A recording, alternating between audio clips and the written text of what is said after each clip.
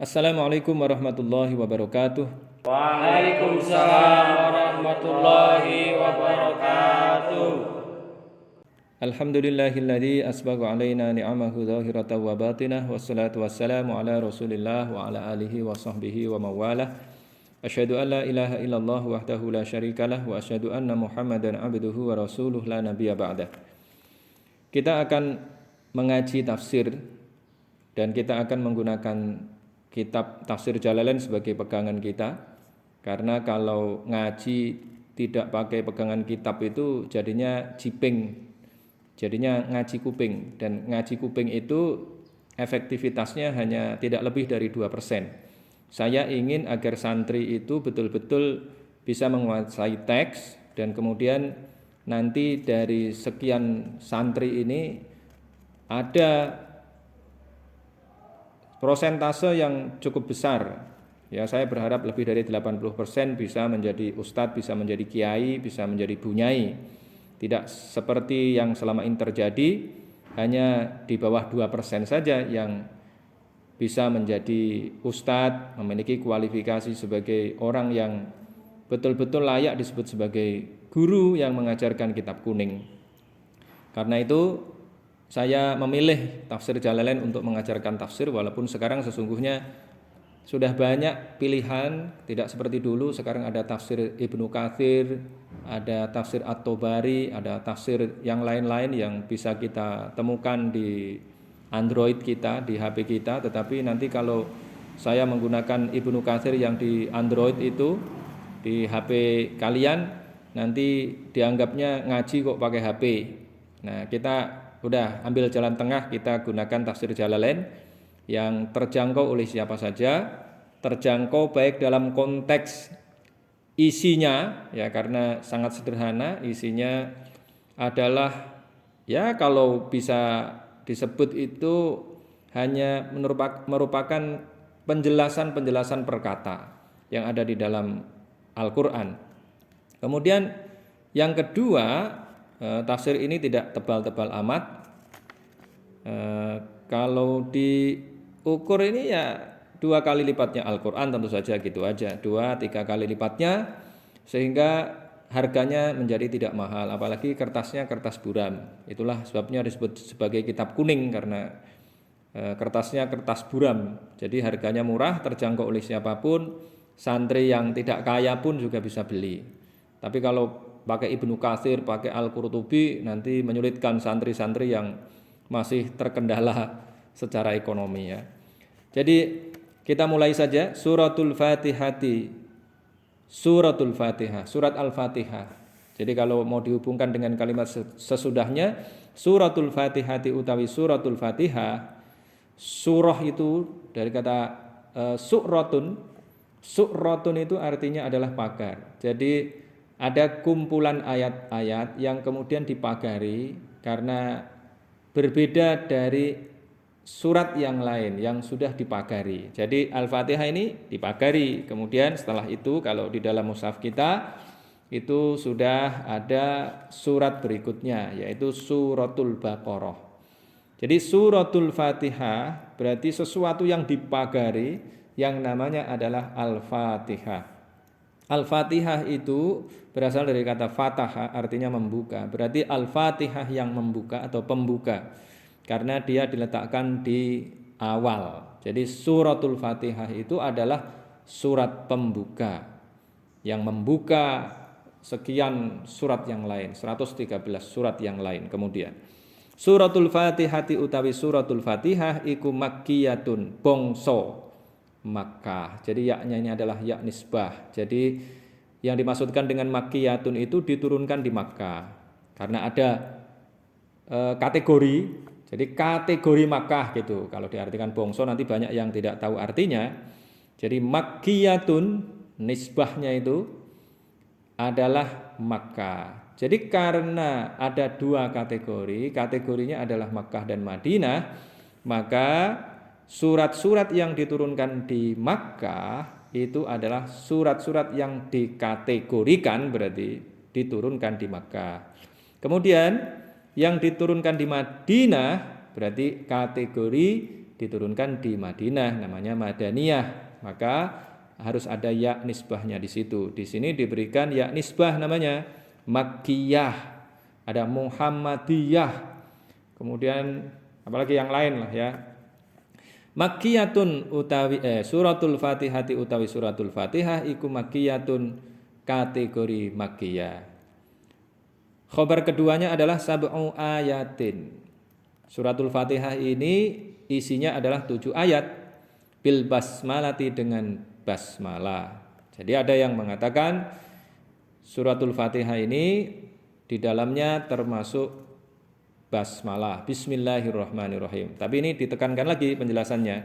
Ingkanat jika ada opo basmalah, ada iku minha termasuk al-Fatihah, wasabi'atu utawi ayat ketujuhnya iku siratal ladzina ila akhiriha. Jadi kalau basmalah ini termasuk suratul Fatihah, maka ayat yang ketujuhnya adalah siratal ladzina an'amta 'alaihim ghairil maghdubi 'alaihim waladdallin ila akhiriha, sampai ke akhirnya suratul Fatihah ya, akhir ayat juga bisa. Wa illam takun, karena ini konteksnya ini ayat atau bukan ya, satu ayat atau bukan ya, berarti ila akhiriha sampai akhir suratul Fatihah ya. Wa illam takun, dan jika tidak termasuk opo basmalah, tidak termasuk iku minha dari Al-Fatihah, fasabi'atu maka utawi yang ketujuhnya itu adalah ghairil maghdubi ila akhiriha. Iku ghairil maghdubi, ayat ghairil maghdubi ila akhiriha sampai akhirnya, sampai akhir Al-Fatihah. Berarti kalau kita memulai surat Al-Fatihah dari alhamdulillahirabbil alamin, maka ayat yang terakhirnya itu harus dibagi menjadi 2. Siratal ladzina an'amta 'alaihim. Begitu. Nah, kemudian ayat yang terakhir adalah ghairil maghdubi 'alaihim waladdallin. Kalau saya lebih memilih yang ini, lebih memilih yang kedua. Nah, pilihan begini ini mestinya bagi santri yang betul-betul ngaji Jalalain dengan baik, mestinya tidak jadi persoalan, tidak seperti di kampung-kampung kita itu. Seperti sebagian kampung kita ini masih meributkan antara basmalah itu bagian dari Al-Fatihah atau tidak misalnya. Yaitu tanda ngaji tafsir Jalalainnya enggak beres ini. Maka harus kalian jelaskan bahwa tafsir Jalalain yang dikaji di pesantren-pesantren kita itu sudah menjelaskan. Cuma masalahnya kenapa kok masih terjadi keributan? Saya duga karena surat Al-Fatihah ini diletakkan di paling ujung ya. Karena yang ngarang ini pertama kali ini kan guru yang meninggal ya, Imam Jalaluddin yang guru ini ya, yang meninggal lebih dulu. Nah, ini ditaruh di belakang, halamannya halaman terakhir. Maka kalau belajar tafsir Jalalain yang dibaca adalah pengantar kemudian langsung tafsir surat Al-Baqarah, maka tidak tahu ini. Dugaan saya begitu. Maka kemudian orang masih ribut aja urusan Al-Fatihah itu ada bismillahnya atau tidak. Jadi kalau sudah mengerti ini ya beres mestinya. Jadi orang nggak perlu ribut lagi.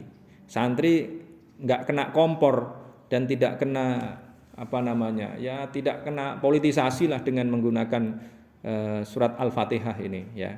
Jadi kalau ada orang membaca surat Al-Fatihah tidak memakai bismillah sekalipun, apalagi kalau pakai bismillah tapi disirkan misalnya, disirikan ya itu kan nggak ada masalah. Karena ya memang pandangannya begini ya. Saya misalnya walaupun meyakini bahwa basmalah tidak termasuk suratul Fatihah, tetapi kalau sholat ya lebih sering, bahkan bisa dikatakan 99% memakai bismillah yang jahar. Karena itu tidak ada alasan bagi santri yang sudah ngaji tafsir Jalalain masih meributkan soal ini. Kita nanti nggak maju-maju. Orang lain sudah berpikir bagaimana untuk meredupkan matahari seperti yang dilakukan oleh Bill Gates. Kemudian mereka siapa itu Jeff Bezos misalnya sudah berusaha untuk berwisata ke planet lain. Nah, kita masih meributkan bismillah ini bagian dari Al-Fatihah atau tidak, dan kemudian berdebat panjang nggak ada ujungnya dan kemudian sama-sama nggak ngertinya. Jadi berdebat sampai bodoh itu namanya ya. ghairil maghdubi ila akhiriha wa yuqaddaru dan dikira-kirakan, ditakdirkan, dikira-kirakan fi awaliha di awalnya, di awal suratul Fatihah. Apa yang dikira-kirakan? Qulu, kata qulu artinya adalah berkatalah kalian. Berkatalah ing apa itu tadi? Itu berkatalah ing selanjutnya alhamdulillahirabbil alamin sampai ghairil maghdubi alaihim waladdallin. Kenapa kok dikira-kirakan, ditakdirkan itu apa ya? Ya dihadirkan ya, dan artinya enggak ada kemudian dikira-kirakan.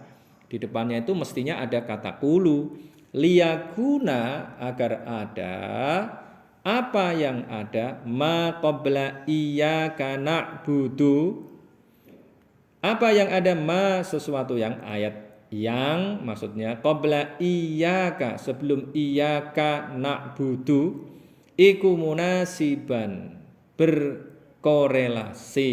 Munasiban itu artinya berkorelasi lahu kepadanya mana itu ya kepadanya ma qabla iyyaka na'budu berarti apa? Alhamdulillahirabbil alamin arrahmanirrahim maliki yaumiddin ya lahu berkorelasi lahu kepada iyyaka na'budu wa iyyaka nasta'in bikauniha sebab keberadaan Al-Fatihah ayat-ayat semuanya ini iku mimmakulil ibadi adalah termasuk perkataan hamba-hamba. Karena yang mengucapkan ini seolah-olah itu adalah hamba, seorang hamba yang memberikan pujian sampai tadi itu permohonan sampai ujung ayat di surat Al-Fatihah ini kan seolah-olah ini adalah perkataan seorang hamba. Maksudnya begitu, ya. Bismillahirrahmanirrahim. Nah, di sini tetap ditulis ini Bismillahirrahmanirrahim mengakomodasi semuanya. Kalau yang percaya atau yang meyakini bahwa ini termasuk surat Al-Fatihah, ya sudah ditampilkan di sini Bismillahirrahmanirrahim. Bismillahi dengan menyebut nama Allah, dengan nama Allah. Tetapi juga ada yang mengartikan ismun itu berasal dari kata sumumun artinya adalah tinggi. Jadi kalau diartikan dengan tinggi berarti bismillahi dengan ketinggian Allah. Dengan nama Allah, dengan ketinggian Allah. Allah yang bagaimana? Ar-Rahmani yang maha pengasih di dunia kepada siapa saja. Saya mengartikan begitu. Karena kemarin sudah kita bahas yang dimaksudkan dengan Ar-Rahman itu adalah syamilur rahmah likafati ma tanawalats hurrububiyah. Kemudian Ar-Rahim itu adalah maha pengasih di akhirat kepada orang Islam saja. Jadi nanti di akhirat orang yang tidak beragama Islam. Tentu saja saya mengerti yang dimaksudkan Islam di sini adalah Islam dalam arti kepasrahan. Jadi orang yang beragama Islam secara formal lah yang potensial untuk menjadi orang yang Islam dengan I kecil. Kalau orang I kecil itu maksudnya dalam arti tunduk dan patuh. Kalau orang sudah tidak memeluk agama Islam dalam arti I besar itu tadi, maka tidak mungkin dia bisa disebut sebagai orang yang tunduk dan patuh kepada Allah. Karena di antara indikator kepatuhan kepada Allah adalah mengakui Nabi Muhammad sebagai utusan Allah dan kemudian mengikutinya. Kalau hanya percaya pada Allah tetapi tidak mengikuti Rasulullah atau mengatakan mulutnya mengatakan bahwa dia percaya bahwa Muhammad adalah utusan Allah tetapi tidak mengikuti Muhammad yang diberikan syariat itu, maka dia juga tidak disebut sebagai Islam. Karena Islam sekali lagi artinya adalah ketundukan, menundukkan diri, penundukan ya. Aslama menyerahkan diri pada Allah Subhanahu wa taala. Kalau taat pada Allah juga harus taat pada Rasulnya. Nah, kalau di dalam Al-Quran disebut mayuti'ir rasulah faqad atau Allah. Barang siapa yang taat kepada Rasul, maka sungguh-sungguh dia telah taat pada Allah. Dan ini bisa ditarik logikanya. Kalau dia tidak taat pada Rasul, maka sungguh-sungguh dia tidak taat pada Allah. Begitu ya. Nah, kenapa kalau di dunia pesantren ini belum saya ulas ya. Jadi perlu saya ulas di sini. Kenapa kalau di pesantren Ar-Rahmani itu yang maha pengasih di dunia dan akhirat, nah gitu ya. Itu karena terpengaruh oleh perspektif yang ini pernah saya sampaikan, tapi belum saya ulas secara lebih detail lagi, ya.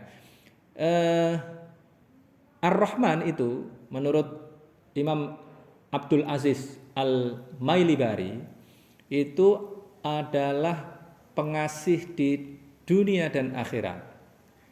Nah, kalau Ar-Rahim di akhirat saja, ya, di akhirat saja.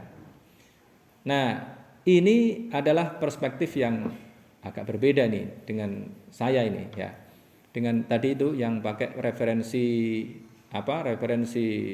Al-Biqai di dalam Nazmud Durar fi Tanasubil Ayati was-Suwar itu berbeda. Tadi itu syamilur rahmah likafati ma tanawalat hurrububiyah.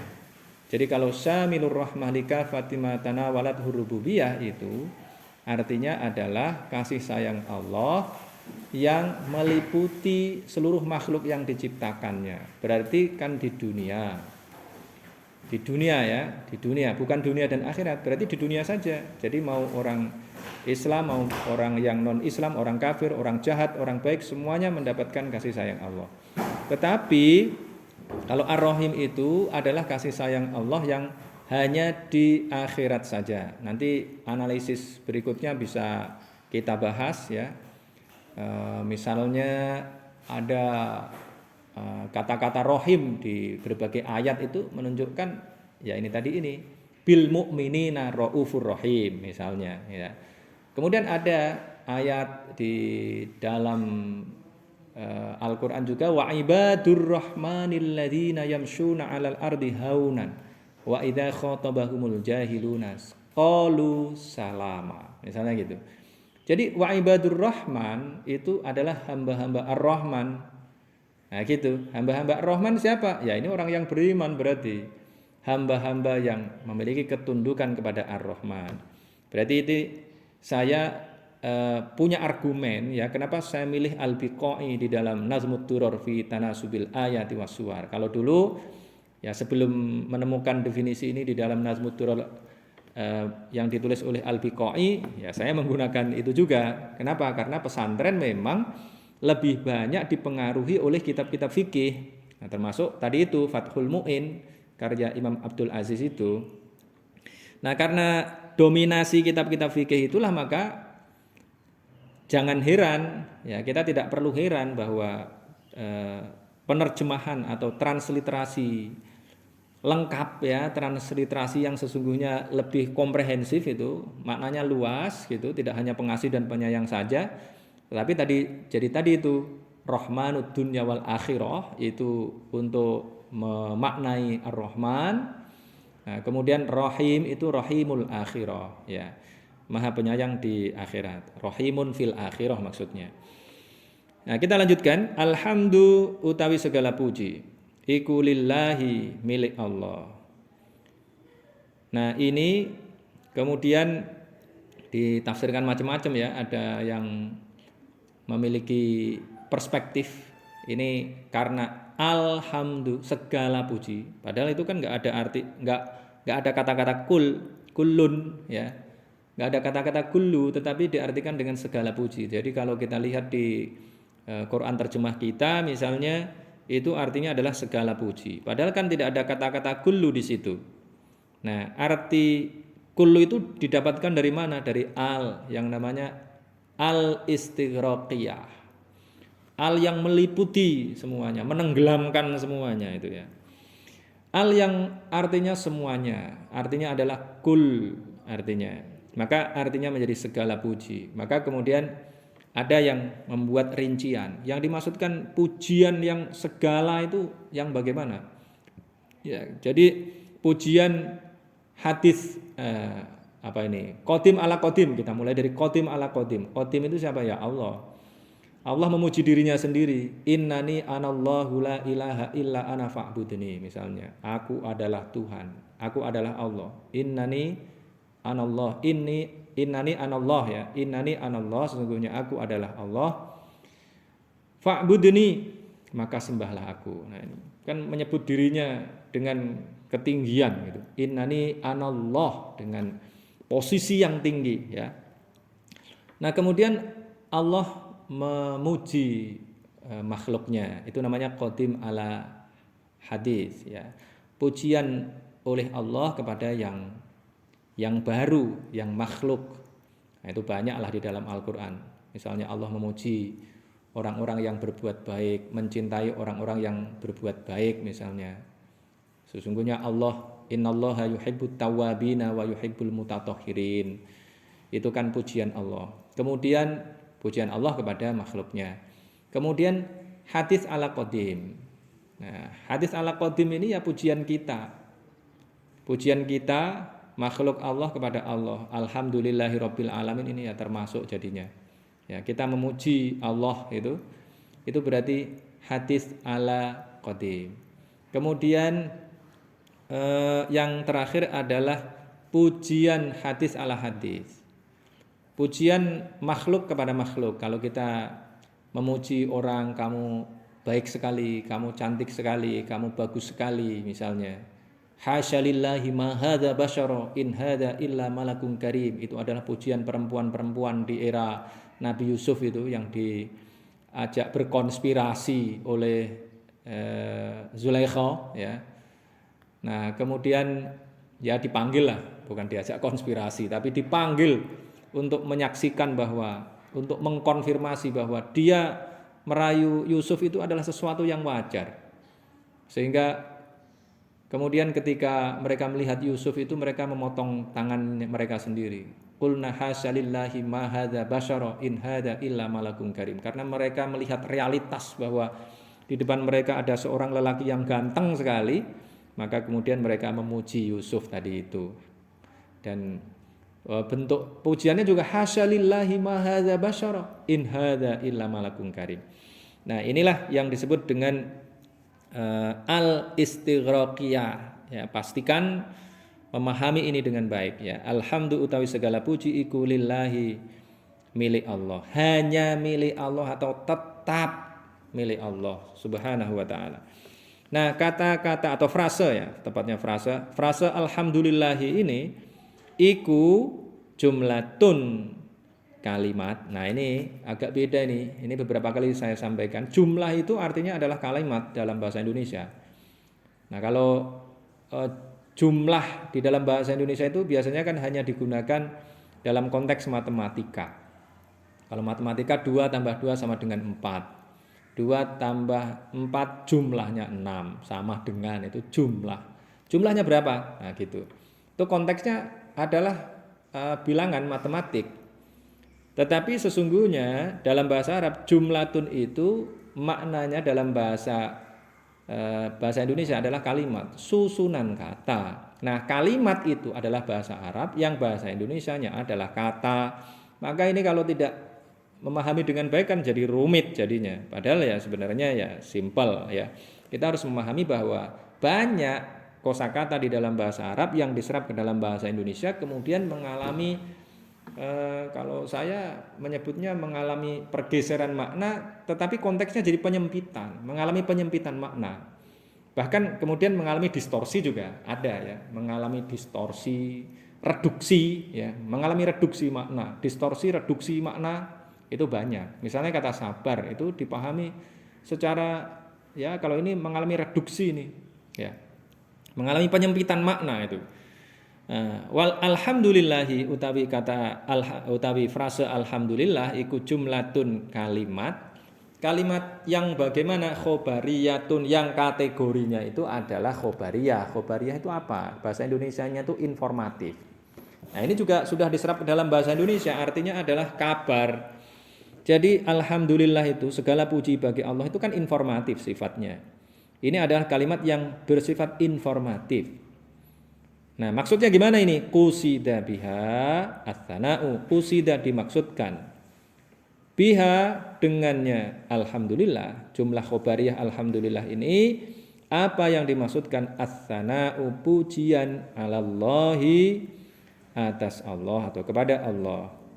Bimatmuniha, sebab kandungannya, Sebab yang dikandungnya, tadinya aslinya begitu. Sebab kandungannya. Ini madmun itu seperti kata makhluk itu. Makhluk itu kan isim maf'ul, tetapi bimakna masdar.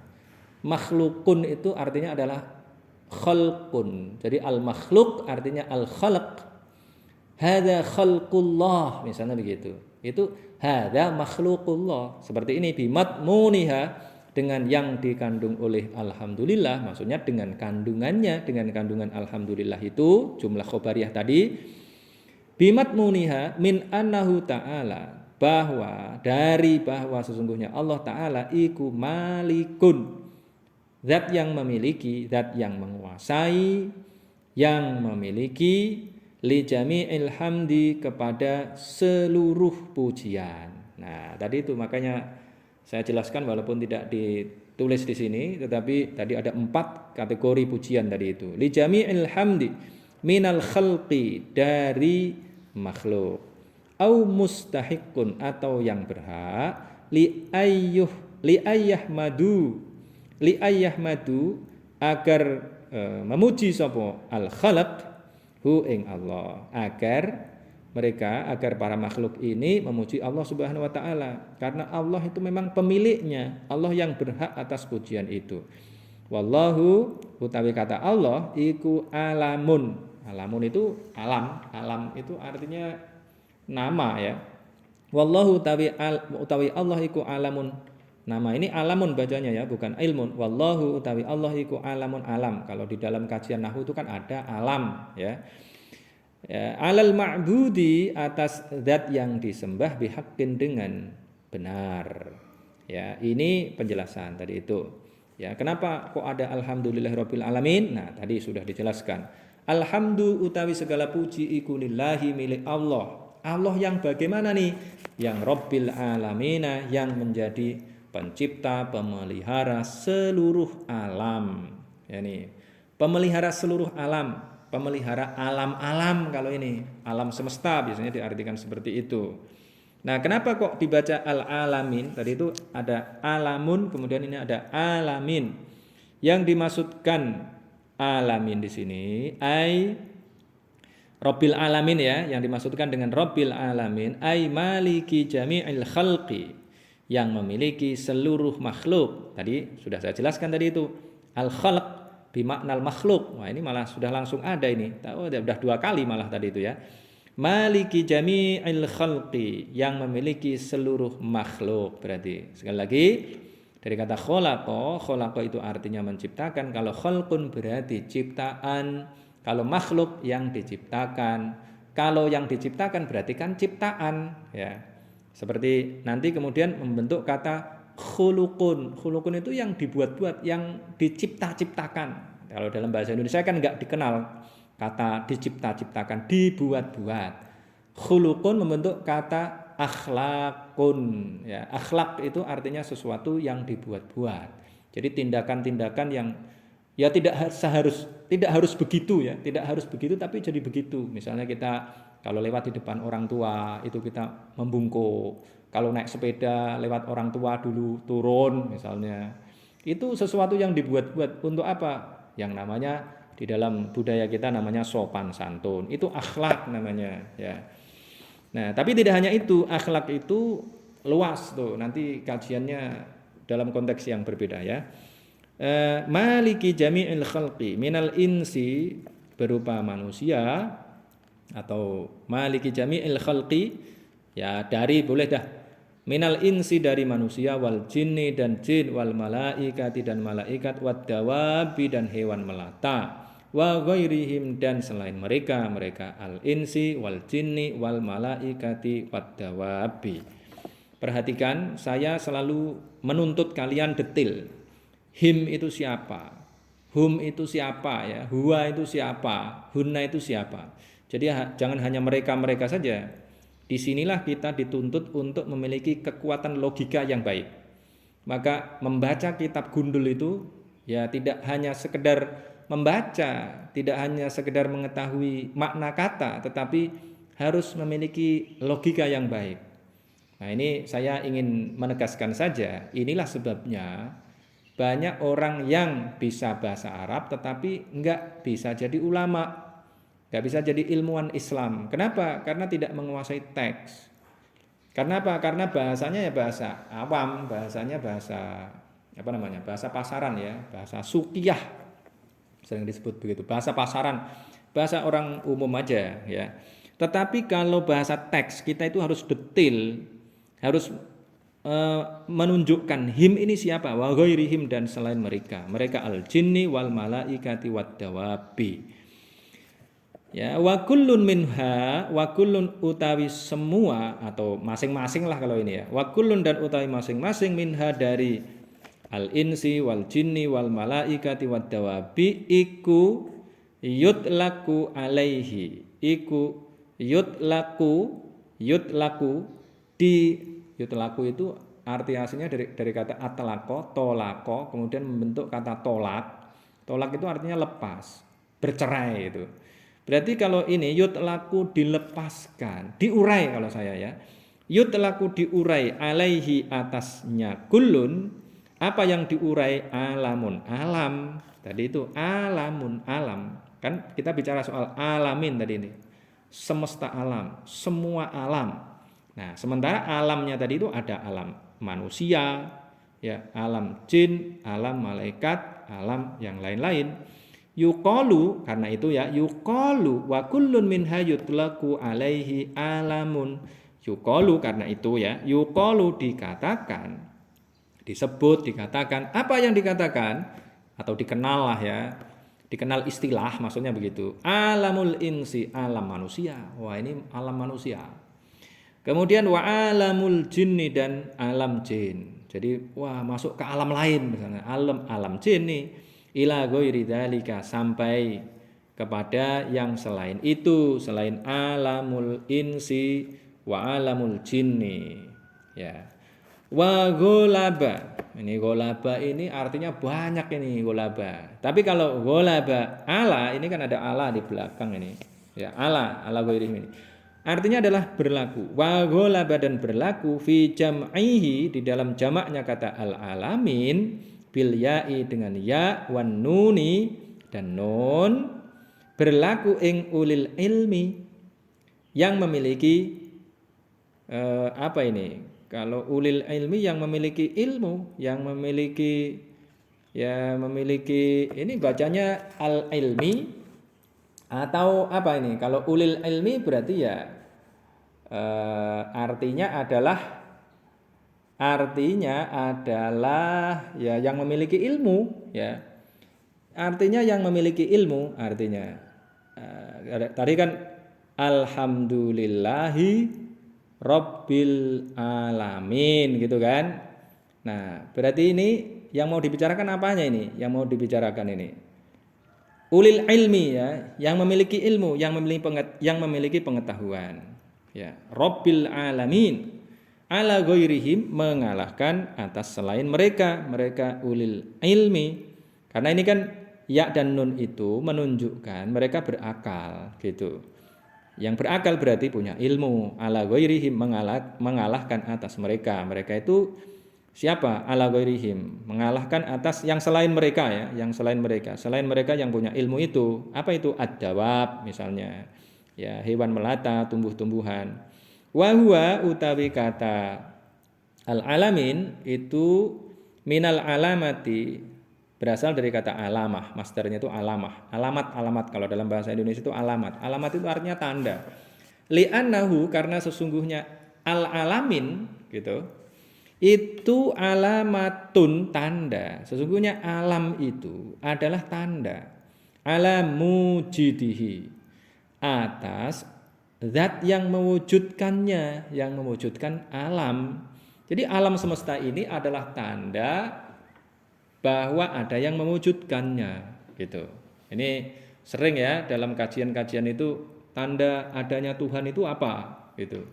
Adalah alam semesta ini karena ada yang menciptakan. Karena ada sesuatu yang luar biasa ini, ada sesuatu yang besar ini ya pasti ada yang menciptakan. Enggak mungkin dia terjadi dengan sendirinya.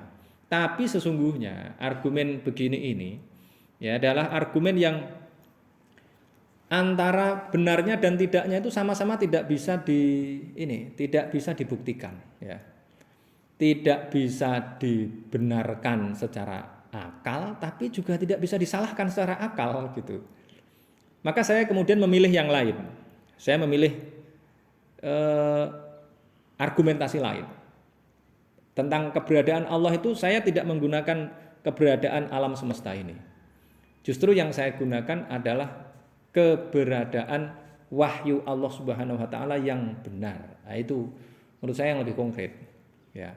Karena apa faktanya orang yang melihat alam semesta ini. Nah, ini jadi berbeda kan antara saya dengan pengarang tafsir ini jadi berbeda ya enggak level sebenarnya kalau mau dibilang pakai level ini kan Syekh Jalaluddin.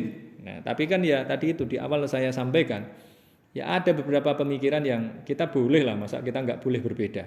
Ya, dengan mengajukan fakta-fakta baru bahwa ada orang yang menguasai ilmu pengetahuan yang luar biasa tentang alam semesta, malah dia nggak percaya kok, gitu. Misalnya siapa? Stephen Hawking. Stephen Hawking itu kan orang yang menguasai ilmu alam semesta, ilmu fisika kalau nggak salah ya, menguasai alam semesta yang luar biasa.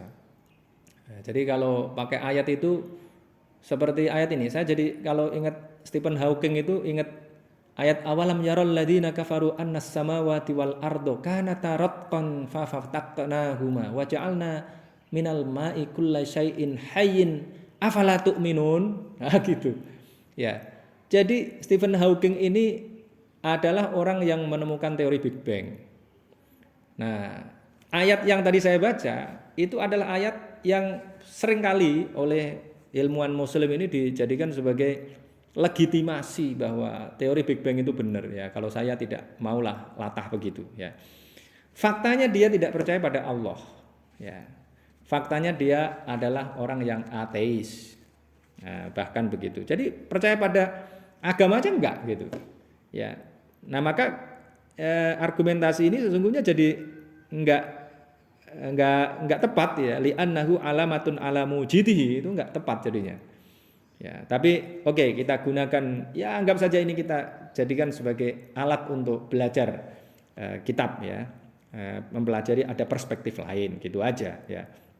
Alhamdulillahi rabbil alamin ya, segala puji bagi Allah Tuhan yang menciptakan, memelihara. Rob itu kemudian bentuk kata yang lain-lain sehingga kemudian muncul kata tarbiyah misalnya, itu berasal dari kata rob juga ini. Tarbiyah itu artinya mendidik, memelihara ya, karena anak-anak itu harus kita didik sehingga mereka menjadi anak-anak yang mengalami perkembangan. Jadi kata robba yurabbi ya. Kemudian berikutnya, nah ini yang juga membuat saya yakin bahwa Ar-Rahmanir Rahim ya, bahwa Bismillahirrahmanirrahim itu bukan bagian dari Al-Fatihah. Kenapa begitu? Nah, kalau ada Ar-Rahmanirrahim lagi ini diulang ya. Diulang lagi. Walaupun ya di dalam Al-Qur'an ada pengulangan-pengulangan, misalnya Ar-Rahman itu di dalam surat Ar-Rahman itu fabi ayya ala rabbikuma tukadziban itu diulang-ulang. Tetapi nanti kalau kalian sudah mulai merasakan ya, punya dzauq pada Al-Qur'an, nanti kerasa bahwa ini memang bukan bagian dari Al-Fatihah ya. Diulang lagi nih, Ar-Rahmani. Jadi Rabbil Alamin itu yang bagaimana? Diceritakan nih, ditegaskan lagi Ar-Rahmani yang maha pengasih di dunia kepada siapa saja, Ar-Rahimi yang maha pengasih di akhirat kepada orang Islam saja. Nah gitu ya. Kalau tadi itu menggunakan perspektifnya Al-Biqai, perspektif Al-Biqai di dalam kitabnya yang sangat saya kagumi ini, Nazmud Durar fi Tanasubil Ayati Waswar. Jadi dari judulnya saja saya dari dulu itu sudah luar biasa. Jadi dia sudah bisa menggambarkan bahwa Al-Qur'an itu Nazmud Durar. Nazmun itu adalah nazom itu seperti Alfiyah itu nazom, kalamun kalamun lafzun mufidun kastaqim wasmun wa fi'lun tsumma harfunil kalim. Nah, kalau Alfiyah misalnya ya, wal ismu mu'rab minhu mu'rabun wa mabni li syabahin minal hurufi mudni misalnya. Itu nazom namanya. Apalagi misalnya kalau Imriti alhamdulillahilladzi qad wafaqa lil ilmi khaira khalqihi walituqa hatta nahat qulubuhum linahwihi famin azimi sya'nihi lam tahwihi. Misalnya itu nazom. Nazom. Kenapa disebut dengan nazom? Karena dia diuntai dari bait yang pertama, bait syair yang pertama sampai yang ke-1000 kalau alfiyah berarti ya. Diuntai, disusun sedemikian rupa. Jadi nazmud duror dari kata durratun. Durratun itu artinya adalah mutiara. Jadi nazmud duror itu artinya adalah untaian mutiara. Nazmud duror fi tanasubil ayati wassuar. Di dalam korelasi, tanasub itu artinya saling berhubungan. Tadi itu munasiban tadi itu ya, di atas tadi itu munasiban lahu tadi itu. Berkorelasi. Kalau nasab itu artinya adalah bersandar. Kalau ini saling berkorelasi. Tanasub itu saling bersandar berarti berkorelasi.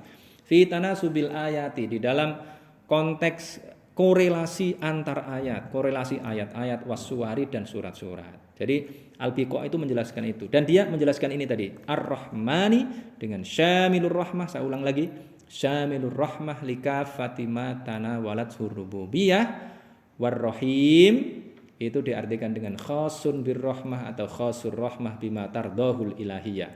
Jadi tolong ini definisi ini dihafalkan ya, jangan hanya dipahami tapi dihafalkan dengan baik.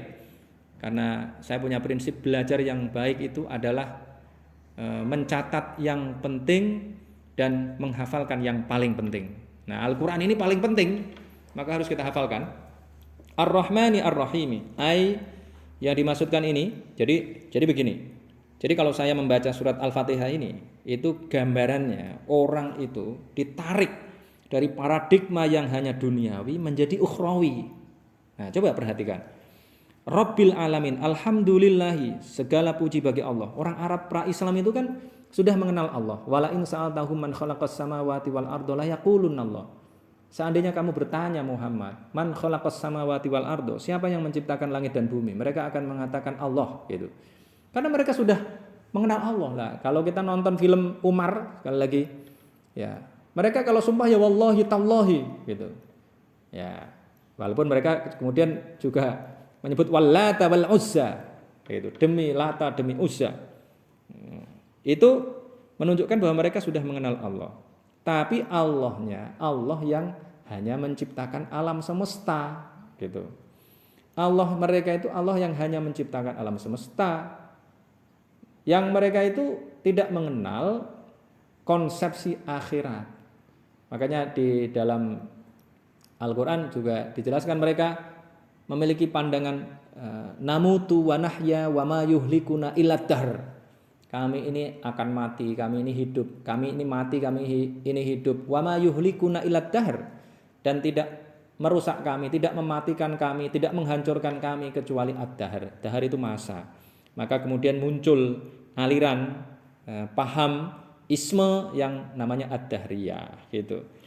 Nah, ini mereka diperkenalkan oleh Al-Qur'an dengan menyebut alhamdulillahi. Allah sudah dikenal. Kemudian Rabbil alamin, yang menciptakan alam semesta. Ya kan? Yang menciptakan alam semesta. Mereka sudah tahu bahwa Allah menciptakan alam semesta tadi itu, menciptakan mereka. Mereka sudah tahu. Nah, ini yang mereka tidak tahu nih.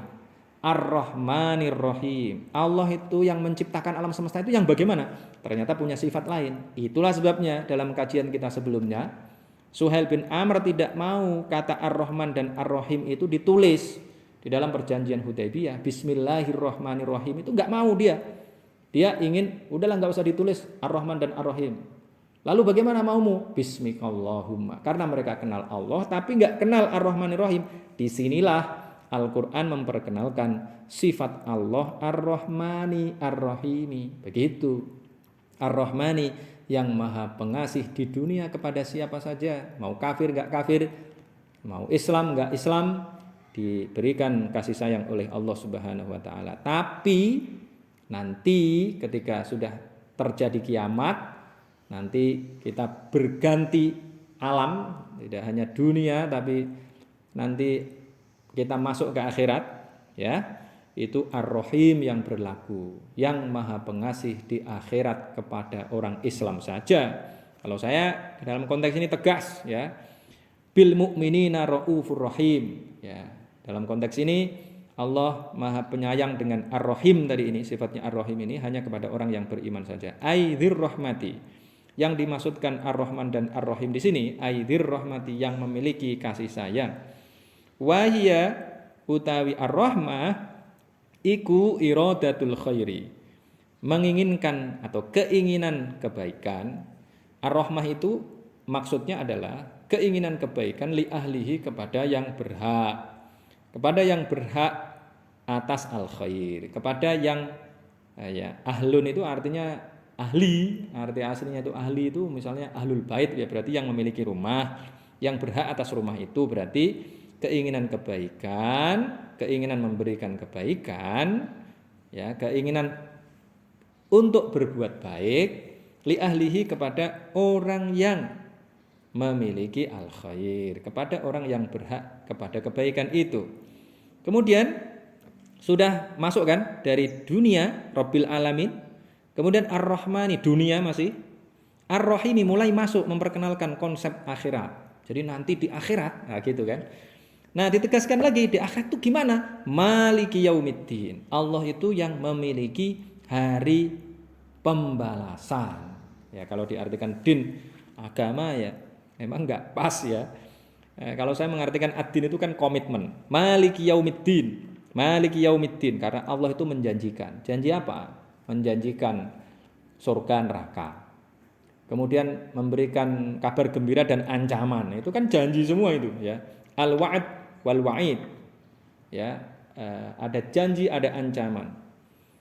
Janjinya harus dipenuhi, ancamannya juga harus dipenuhi. Kalau mengancam, kita mengancam orang nggak kita penuhi, ya orangnya ugal-ugalan. Wah, ternyata dia nggak memenuhi ancamannya, misalnya begitu. Ya, kalau misalnya kamu kalau macam-macam saya macam-macam sama saya, kamu saya sikat misalnya. Ternyata dia macam-macam sama kita, ternyata kita nggak disikat. Ternyata dia nggak kita sikat, ya. Ya dia akan, wah ternyata cuma omong kosong. Nah ini tidak, ini Maliki Yaumiddin, yang memiliki hari pemenuhan komitmen di sini nih. Hari agama, oke, kita mengikuti yang lain lah ya.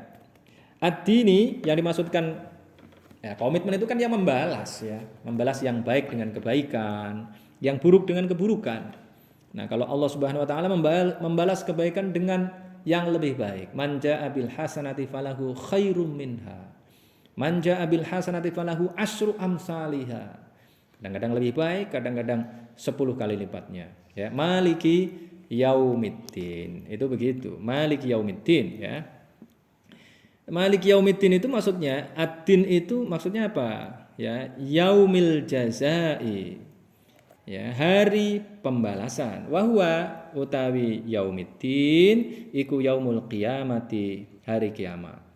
Jadi yang dimaksudkan dengan yaumiddin itu adalah hari kiamat. Wa khusso, dan dikhususkan apa penyebutan ini ya, apa yaumiddin itu, maliki yaumiddin, bidzikri dengan disebut li'annahu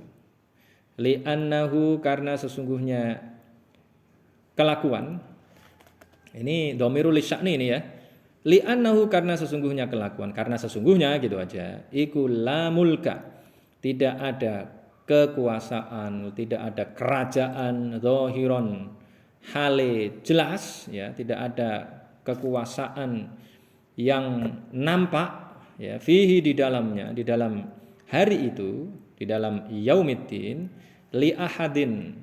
Jadi tidak ada kekuasaan yang nampak pada hari itu li ahadin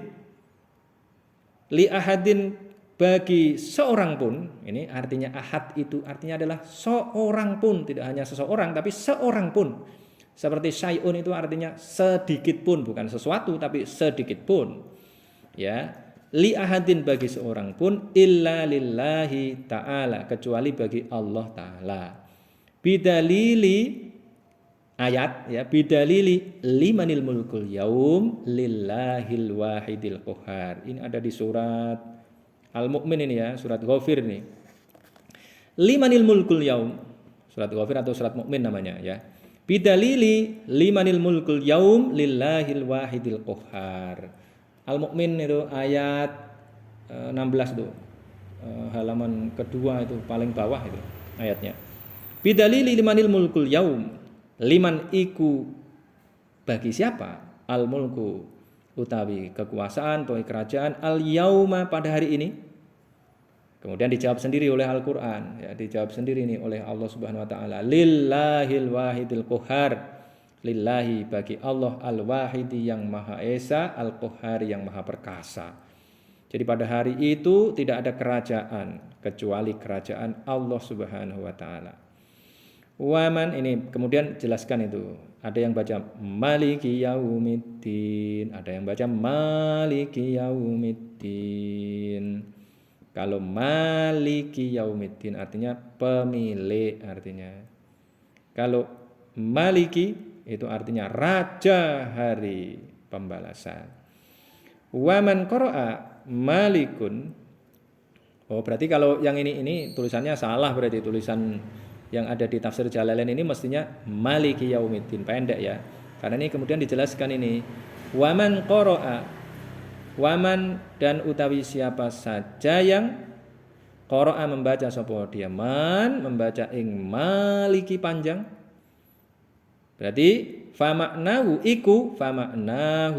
malikil amri kullihi. Jadi begitu. Ya, kalau dihubungkan dengan maliki yaumiddin ya bacanya maliki, tapi kalau ini khobarnya maknahu ya boleh dibaca malikul amri kullihi. Malikul amri pemilik segala perkara, kullihi seluruhnya, pemilik perkara seluruhnya. Fi yaumil qiyamati di dalam hari kiamat. Ai huwa mausufun bidzalika daiman. Ai huwa maksudnya, ai itu artinya maksudnya, maknanya huwa utawi Allah iku mausufun disifati bidzalika dengan itu. Dengan itu apa? Maliki yaumiddin ya. Daiman ing dalam selawase, ing dalam selamanya. Dawam itu artinya selamanya. Seperti apa ini? Ada ini ayat lain lagi nih. Ghafiriz dzambi wa qabilit taubi syadidil iqabi dzitaul misalnya itu ya. Ini dicari padanannya ini. Di dalam Al-Qur'an ada ayat begitu. Nah, seperti ini, ka ghafiriz dzambi, seperti kalimat ghafiriz dzambi, begitu. Ghafiriz dzambi wa qabilit taubi syadidil iqabi dzitaul. Ini surat Ghafir juga ini ya, ayat 3 itu. Awal-awal itu. Ka ghafiriz dzambi seperti kalimat ghafiriz dzambi fasahha maka sah. Apa yang sah? Wuqu'uhu itu artinya itu jatuh ya, jatuhnya apa ini? Bukan terjadinya ya, terimplementasikannya ya, terjadinya ya, fasahha wuqu'uhu kenyataannya ya, fasahha maka sah apa wuqu'uhu penerapannya juga boleh ya, penerapan tadi itu sifat Allah Malik Yaumiddin sifatan halal sebagai sifat lima'rifatin karena sudah makrifat. Jadi Maliki Yaumiddin itu sudah makrifat jadinya. Maliki Yaumiddin, Maliki Yaumiddin. Paham ya sampai di sini ya? Maliki Yaumiddin. Jadi ini kita bisa melihat sekali lagi Allah ini memberikan ayat yang luar biasa. Karena ini seolah-olah menarik manusia yang membacanya. Orang yang membacanya ini dalam konteks waktu itu berarti orang-orang Arab yang tadi itu beraliran dahriyah tadi itu yang hanya percaya pada Allah menciptakan alam semesta tapi tidak menciptakan akhirat, tapi tidak ada akhirat gitu. Itu ditarik sampai mereka seolah-olah diajak memiliki kesadaran dari hanya menyadari bahwa yang diciptakan oleh Allah ini hanya dunia, kemudian ditarik menuju pada kesadaran baru, pemahaman baru bahwa ada akhirat. Sampai di sini ya. Nah, karena ada kesadaran itu dan nanti itu yang punya kerajaan itu hanya Allah, maka kemudian Allah memberikan panduan lagi bahwa manusia itu harus hanya menyembah dan meminta tolong kepada Allah. Hanya kepada Allah saja. Iyyaka, hanya ing engkau na'budu, menyembah sapa kami, wa iyyaka, dan hanya ing engkau nasta'inu, meminta tolong sapa kami. Nah, ini kalimat yang sangat filosofis ya. Jadi tidak na'buduka wa nasta'inuka. Saya sering menggunakan ayat ini untuk memberikan perspektif tauhid Islam. Jadi ayat ini sesungguhnya memiliki pemahaman, memiliki ibroh yang sama dengan kalimat tauhid kita. La ilaha illallah. Bukan Allahu ilahi, bukan, tetapi didahului dengan peniadaan. La ilaha illallah. Tiada Tuhan selain Allah. Berarti hanya Allah saja. Nah, ini didahului dengan iyyaka, hanya ing engkau na'budu, menyembah sapa kami, wa iyyaka, dan hanya ing engkau nasta'inu, meminta tolong sapa kami. Ai nakhussuka bil ibadati, nakhussu, mengkhususkan sapa kami ka ing kamu, ing engkau ya Allah. Kami mengkhususkan hanya untukmu, hanya kepadamu, bil ibadati, dengan ibadah, min tauhidin, berupa tauhid ya. Nah, dari tauhid bolehlah, min tauhidin, dari tauhid, wa ghairihi, dan ini minnya min bayaniyah ya. Jadi berupa tauhid, berupa pengesaan, berasal dari kata wahada yuwahidu tauhidan. Min tauhidin, berupa pengesaan, wa ghairihi, dan selainnya tauhid berarti ya, pengesaan dan lain-lainnya. Wa natlubu, dan mencari sapa kami, mencari ing al-ma'unata, pertolongan, alal ibadati, untuk beribadah, wa ghairiha, dan selainnya al ibadah, dan kami meminta tolong agar kami ini bisa beribadah. Karena kalau enggak mendapatkan pertolongan Allah, kita enggak kuat berdiri. Sholat misalnya itu, kalau enggak mendapatkan pertolongan Allah, ya kita enggak bisa berdiri. Kalau kita enggak makan misalnya, karena enggak diberi rizki oleh Allah misalnya, ya enggak bisa sholat, enggak bisa ibadah yang lain-lain. Enggak memiliki rizki, ya kita enggak bisa buka puasa, enggak bisa sahur. Jadi pertolongan ini maknanya luas. Jadi tidak hanya meminta tolong untuk urusan-urusan yang keseharian kita itu, tapi juga pertolongan untuk ibadah ya. Iyyaka na'budu wa iyyaka nasta'in. Nah, ini menariknya lagi nih. Jadi setelah melakukan pujian, jadi memuji juga ini. Memuji Allah itu Tuhan semesta alam, Maha pengasih, Maha penyayang, pemilik semuanya, pemilik hari pembalasan. Ya. Kemudian kita menunjukkan kepasrahan. Jadi ini ibarat lobby ini. Kita melakukan lobbying. Lobby kepada Allah Subhanahu wa taala. Setelah kita melakukan lobby, memuji-muji ya. Kalau kita mau mengajukan permohonan kepada orang, misalnya yang biasanya mengajukan proposal itu, masa mau kritik-kritik orang. Kalau kritik-kritik, apalagi mencaci maki, minta bantuan ya enggak dikasih gitu. Minta rokok aja ini. Kalau ya jangan rokok lah, rokok itu haram aja lah. Ya, jangan minta rokok. Ya.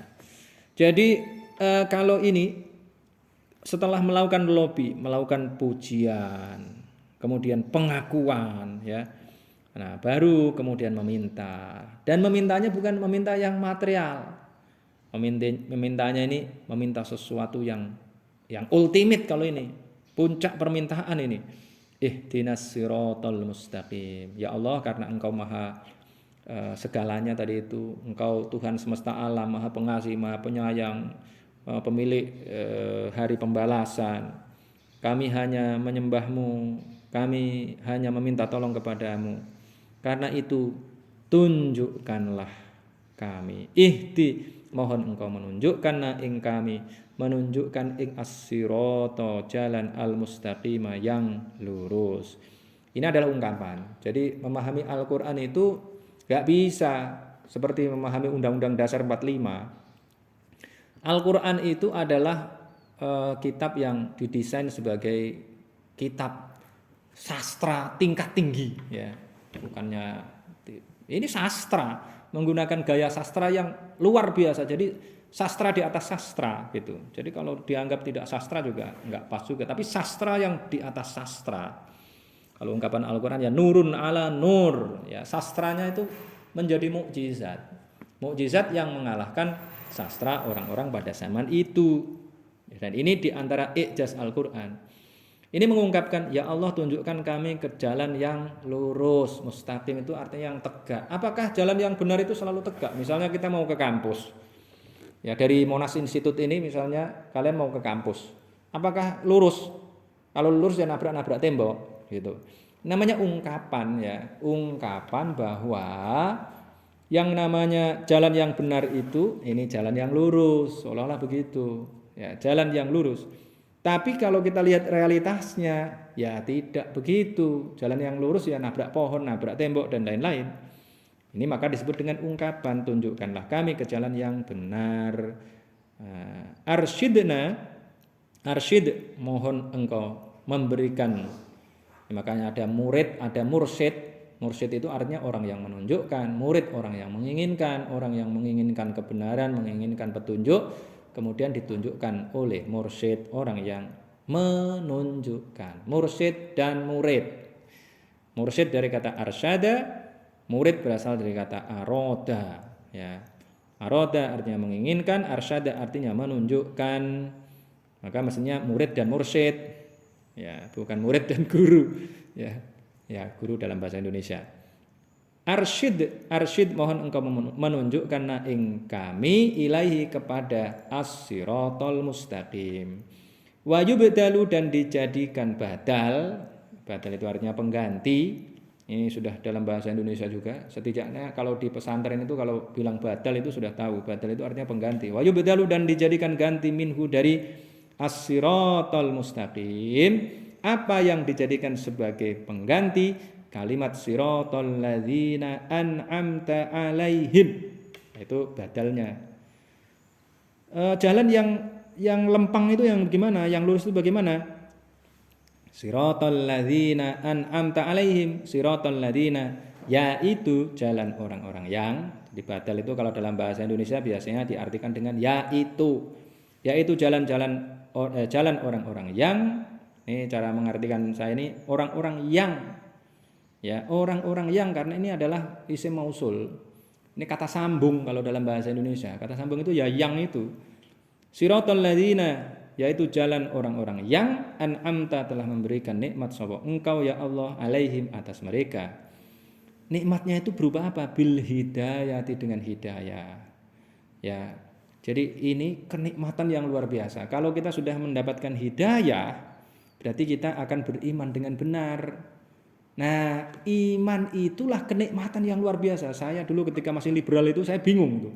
Kalau ada orang mengatakan bahwa itu kalau mau ceramah itu misalnya, alhamdulillahirabbil alamin, segala puji bagi Allah yang telah memberikan nikmat kepada kita, nikmat sehat, nikmat sempat, dan terutama nikmat iman gitu. Bingung saya itu. Ya, ternyata nikmat iman itu adalah nikmat yang nomor satu. Kenapa begitu? Ya tadi perspektifnya adalah perspektif iman kepada Allah. Kalau iman itu tidak benar, maka amal kita sebanyak apapun itu akan tidak ada gunanya. Ya. Walau asyraku lahabita anhum ma kanu ya'malun. Kalau mereka menyekutukan Allah, ini ya kafir, imannya enggak benar. Walaupun sudah beriman kepada Allah tapi juga beriman kepada yang lain, lahabita anhum ma kanu ya'malun. Maka akan terhapus segala sesuatu yang mereka kerjakan. Nah ini kan berarti nikmat. Nah kalau kita sudah mendapatkan petunjuk iman dengan benar, beramal banyak, jangan beriman benar kemudian amalnya sedikit ya nggak masuk akal juga. Kalau kita punya iman yang benar, segala sesuatu yang menurut kebanyakan orang berat itu akan menjadi ringan. Kalau kita merasakan semuanya ringan, maka amal kita akan banyak. Jadi orang yang beriman dengan benar itu mestinya adalah orang-orang yang beramal dengan optimal gitu. Ini yang penting imannya benar, amalnya dikit-dikit enggak apa-apa. Ya enggak bisa begitu. Ya orang yang beriman dengan benar itu di antara indikatornya sesungguhnya kalau imannya itu iman yang benar ya. Iman yang benar dan orangnya konsisten tentu saja. Makanya juga ada yang beriman soalnya.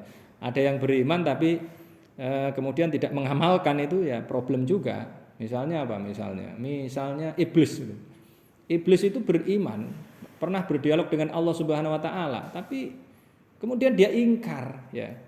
Dia tidak tunduk dan patuh, tidak Islam dia. Dia beriman tapi tidak Islam, tidak tunduk dan patuh dalam konteks untuk menaati Allah, tidak menjalankan perintah Allah untuk sujud kepada Adam, untuk hormat kepada Adam. Misalnya begitu ya. Nah, itu masalah lagi itu. Siratal ladzina an'amta alaihim. Jadi ini kenikmatan yang paling besar. Maka disebut dengan siratal ladzina an'amta alaihim. Siapa itu an'amta alaihim itu? Nah, di dalam Al-Qur'an itu kalau ini kok tidak dijelaskan ya di dalam di dalam tafsir lain kok nggak dijelaskan siapa itu alladzina an'amta alaihim itu ya.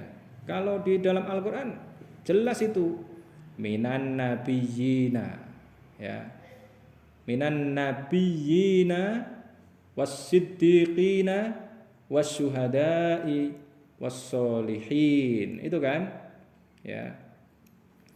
Ini misalnya ya, coba dibuka itu surat An-Nisa, ada 2 kali ini di dalam Al-Qur'an itu. Wa may yuti'ir rasula faqad ata Allah. Wa may yuti'illaha war rasula itu.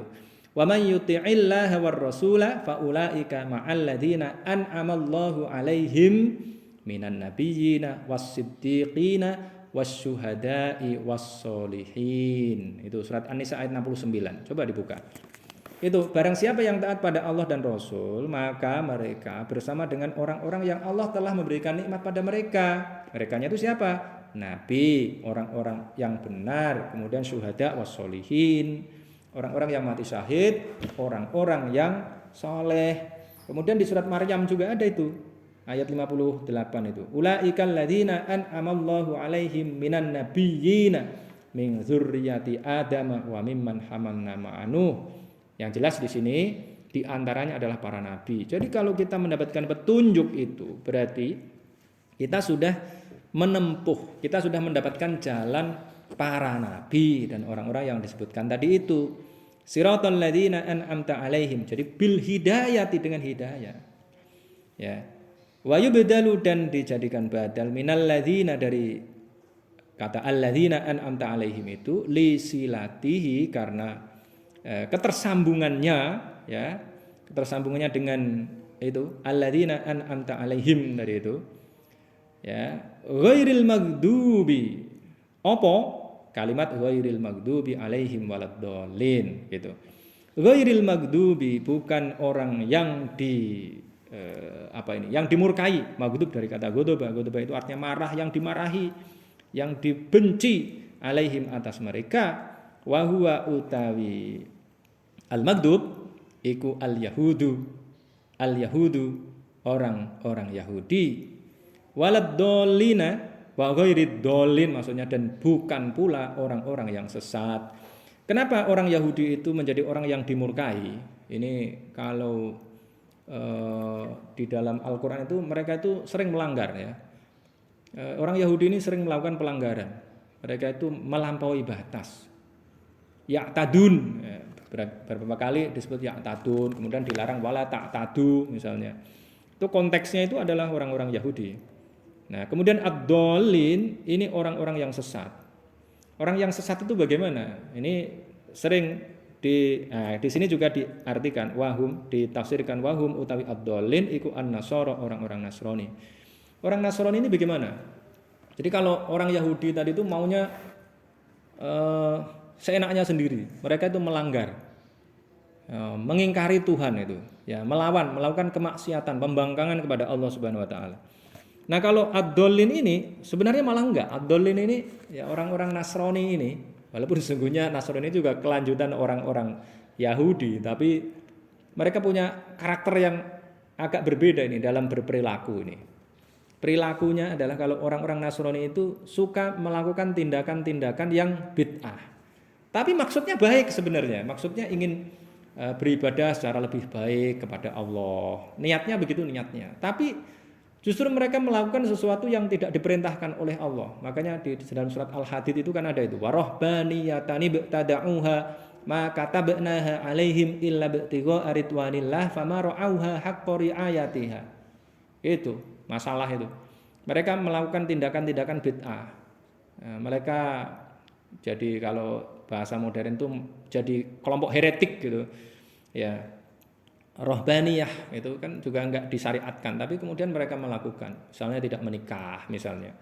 Kemudian mengharamkan sesuatu yang dihalalkan.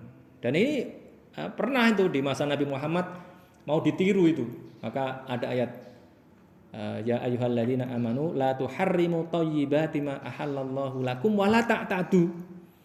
Janganlah kalian mengharamkan sesuatu yang Allah telah halalkan itu. Padahal yang dihalalkan itu yang baik-baik, ya.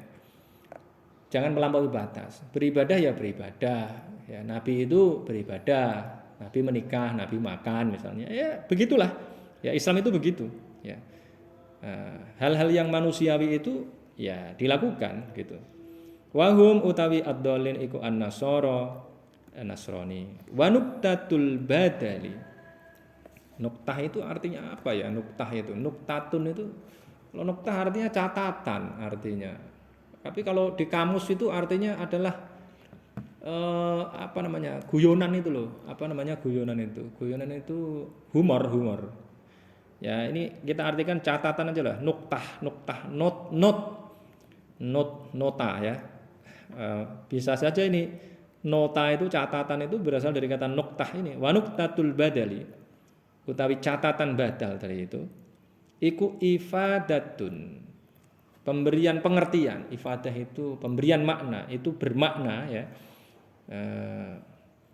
Wa nuktatul badali ifadatun, memberikan makna ing annal muhtadina. Wah, gawat nih kalau sampai salah ini. Annal muhtadina, sesungguhnya orang-orang yang mendapatkan petunjuk iku laisu, tidak ada sopo al-muhtadin, tidak ada iku Yahuda wala Nasoro, dan tidak pula Nasrani. Ini bacanya Yahuda ya, bacanya Yahuda ini, jangan salah ini. Sudah benar ini tulisannya begini, Yahuda, laisu Yahuda, laisu tidak ada sopo mereka, al-muhtadin tidak ada iku Yahuda wala Nasoro, dan tidak pula Nasrani. Jadi orang Yahudi, orang Nasrani itu ya tidak mendapatkan petunjuk, tidak termasuk dalam kategori orang yang mendapatkan petunjuk. Wallahu utawi Allah iku a'lamu, lebih mengetahui biswabi dengan yang benar. Wa ilaihi, dan iku kepadanya al marji'u utawi tempat kembali, wal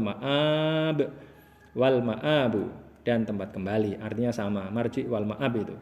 Wasalla, dan semoga Allah memberikan rahmat ta'zim. Wasalla, dan semoga memberikan rahmat ta'zim. Siapa yang memberikan rahmat ta'zim? Allahu Allah. Ala sayyidina, kepada Tuhan kita, kepada junjungan kita, rupane Muhammadin, yaitu Muhammad, wa ala alihi, dan atas keluarganya, wa sahbihi, dan sahabat-sahabatnya, wasallim, wasallama ya, ini karena sholla ya, wasallama, kalau sholli, wasallim, wasallama, dan semoga memberikan keselamatan sapa Allah, tasliman, dengan keselamatan. Kalau diartikan kedamaian ya dengan kedamaian, katsiron, yang banyak, daiman, selamanya, abadan, abadi selamanya. Wa hasbunallahu wa ni'mal wakil, wa hasbuna, dan utawi kecukupan kami iku Allahu Allah, atau dibalik juga boleh, wa hasbuna, dan iku kecukupan kami Allahu utawi Allah. Wa ni'ma, dan iku sebaik-baik apa sapa al-wakilu yang menguasai, Allahu utawi Allah. Wa ni'mal wakilu Allahu, tadinya begitu. Wala haula, dan tidak ada reka daya, dan tidak ada daya upaya. Wala quwata, dan tidak ada kekuatan, illa billahi, kecuali dengan Allah, al-aliyyi, yang maha tinggi, al-azimi, yang maha agung. Nah, dari sini kita sudah mengetahui bahwa tadi itu di dalam surat Al-Fatihah ini ada rima yang luar biasa bagus, berakhir in ya, in, kemudian in. Nah, gitu ya. Nah, tadi baik dibaca terputus yang terakhir, siratal ladzina an'amta alaihim tadi itu, baik berhenti di situ maupun berhenti di akhir, rimanya tetap sama, mim dan nun dan mim ya, nun dan mim. Alhamdulillahirabbil alamin, Ar-Rahmanir Rahim, Maliki Yaumiddin, Iyyaka na'budu wa iyyaka nasta'in, Ihdinas siratal mustaqim, siratal ladzina an'amta 'alaihim, ghairil maghdubi 'alaihim waladdallin. Nah itu. Jadi rimanya terasa ini. Jadi dari aspek kebahasaan Al-Quran ini menjadi tandingan atau Al-Quran ini ingin mengalahkan kehebatan para penyair Arab pra-Islam pada saat itu ya. Nah kemudian tidak hanya rimanya yang bagus tetapi juga substansinya luar biasa. Nah substansi yang ada di dalam surat Al-Fatihah ini adalah substansi Al-Quran secara keseluruhan. Kemudian diurai satu persatu nanti itu. Sehingga menjadi Al-Quran secara keseluruhan. Itu uraian dari Al-Fatihah ini. Maka Al-Fatihah, suratul Fatihah itu juga disebut sebagai Ummul Kitab. Ummul Kitab itu artinya induk Alkitab. Ummul Quran, induk Al-Quran secara keseluruhan. Ya gitu. Kalau induk itu bagaimana? Induk itu artinya babon. Babon itu adalah sumber dari keberadaan yang lain. Asal mula dari keberadaan yang lain. Kita misalnya, kita ada itu kan karena ada ibu kita. Ada bapak kita, nggak ada ibu kita, wah nggak bisa jadi gitu. Ya sebaliknya juga ada ibu kita, nggak ada bapak kita, nggak jadi kita. Babon ayam juga begitu, induk ayam. Nah ayam-ayam yang ada ini semua berasal dari induknya. Maka yang dimaksudkan dengan Ummul Kitab atau Ummul Quran itu adalah dari sinilah ayat-ayat Al-Quran yang lain itu berasal. Jadi nanti akan diuraikan. Alhamdulillahirabbil alamin itu bagaimana? Ar-Rahmanir Rahim itu implikasinya bagaimana? Maliki Yaumiddin itu apa itu konteksnya? Nah, kemudian penyembahan itu bagaimana? Permohonan pertolongan bagaimana? Petunjuk itu bagaimana? Jalan yang benar itu bagaimana?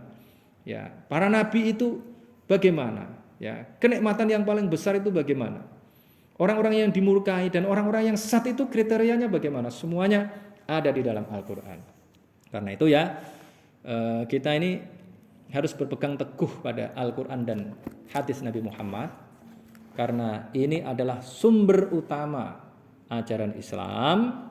Dan ini adalah kitab yang mengandung paradigma-paradigma yang menjadi petunjuk bagi kehidupan kita. Kehidupan yang di dunia ini maupun nanti ya, maksudnya kehidupan di dunia yang nanti menuju akhirat gitu. Tidak hanya yang duniawi saja maksud saya, tetapi juga untuk masalah-masalah yang bersifat ukhrawi itu ada petunjuknya. Nah kalau saya ya tadi itu kan saya ingin menjelaskan dari alam ujidihi tadi itu. Kalau saya tidak menjadikan alam semesta ini sebagai indikator keberadaan Tuhan, karena tadi itu karena tidak bisa dibuktikan, tidak bisa dinegasikan, nah, gitu. Tidak bisa ditolak, tidak bisa pokoknya baik adanya maupun ketiadaannya itu nggak bisa dibuktikan dengan adanya alam semesta ini. Tapi kalau menggunakan apa ini Al-Quran ya, yang turunan Al-Fatihah tadi ini, kita bisa tahu bahwa tidak ada yang salah, ya gitu. Nah, bahwa alam semesta itu menjadi tanda itu ya. Maksudnya tanda-tanda kebenaran kalimat-kalimat Allah, kalau saya begitu ya. Jadi kalimat-kalimat Allah ini menunjukkan bahwa ini tidak dibuat oleh manusia. Misalnya ketika Al-Quran berbicara tentang manusia sendiri, berbicara tentang alam semesta misalnya. Ternyata semuanya benar. Nah, karena semuanya benar itulah maka kita jadi tahu, oh ternyata Al-Quran ini adalah kalimat-kalimat Allah, firman Allah. Nah, karena firman Allah, maka ini menjadi panduan. Karena yang memiliki semuanya ini adalah Allah Subhanahu Wa Taala. Ini ibarat textbook, ya, textbook. Ya, seperti kalau kita beli HP baru, nah kita kan nggak bisa mengoperasikan HP, tidak bisa mengoperasikan laptop kecuali kita membaca buku panduannya. Nah, bagaimana kita hidup di dunia menghadapi alam semesta yang kita nggak tahu batasnya ini? Bagaimana caranya? Dan bagaimana caranya kita hidup di dunia ini agar nanti kita selamat di akhirat? Nah, semuanya itu semuanya itu bisa kita dapatkan di dalam Al-Quran. Nah, cukup dulu nih ya, karena sudah selesai nih. Tapi saya berharap ini menjadi bahan renungan, kemudian kalian mencoba. Jadi nanti saya akan mengecek satu persatu. Kalian harus mampu membaca teks ini dengan baik. Jadi tidak ada cerita santri hanya mendengar, tapi santri setelah mendengarkan ini, kemudian mampu memahami, oh ternyata Al-Quran itu bisa dianalisis dengan sangat luas. Nah, ini yang harus kalian jadikan sebagai contoh ya. Saya hanya memberikan contoh saja. Kalian kemudian membuktikan diri bisa melakukan hal yang sama. Nah, dengan begitulah saya berharap santri itu memiliki yang namanya kemandirian intelektual. Saya kan berharap ada dua kemandirian, kemandirian intelektual dan kemandirian finansial. Kemandirian intelektual, kalian memahami Al-Quran dengan baik, jadi nanti kalian nggak perlu nanya-nanya sama saya gitu.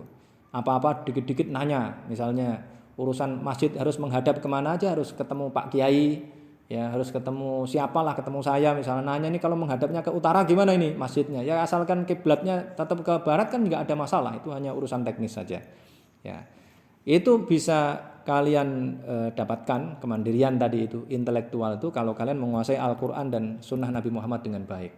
Jadi nggak dikit-dikit nanya sekali lagi. Nah kemudian agar mendapatkan kemandirian finansial, ya kalian harus punya usaha. Mulai dari sekarang tidak boleh ada santri miskin. Saya sudah memberikan contoh bahwa yang namanya kemandirian finansial atau kemampuan finansial ini ya bisa kita dapatkan syaratnya dengan sabar dan sholat. Sabar itu artinya usaha optimal. Kemudian setelah usaha optimal kita menyerahkan semuanya kepada Allah Subhanahu wa taala dengan terus